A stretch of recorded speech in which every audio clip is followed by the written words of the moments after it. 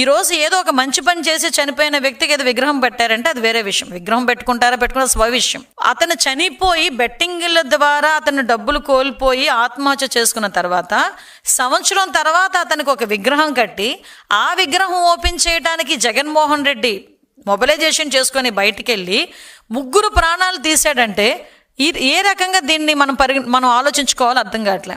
సాక్షాత్తు సొంత కార్యకర్త అతని సొంత వాహనం టైర్ కింద నలిగిపోతున్నా కూడా కనీసం ఆపకుండా తుప్పల్లో పడేసి చల్ పద అని చెప్పేసి తీసుకెళ్ళిపోయిన పరిస్థితి. ఆ సొంత కార్యకర్త ఒక అబ్బాయి అక్కడ ఊపిరాడకో లేకపోతే ఆ క్యాన్వాయ్లోని ఒక అబ్బాయి చనిపోయాడు. అంబులెన్స్ వచ్చింది అంటే ఆ సౌండ్ వినగానే చిన్న పిల్లోడు కూడా అలర్ట్ అవుతాడు, అరే అంబులెన్స్ వస్తుంది పక్కకు తప్పుకోవాలి అని.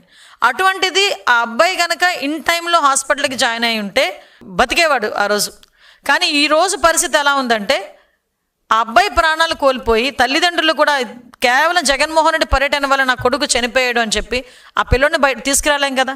వీళ్ళందరూ ఎందుకు చనిపోవాల్సి వచ్చింది అంటే కేవలం జగన్మోహన్ రెడ్డి తాలూకా ప్రచార పిచ్చికి ఈరోజు 3 బలైపోయారు. అంటే ఒకరోజు అతను ఒక వ్యక్తిని పరామర్శించడానికి వెళ్తే 3 చనిపోయారు.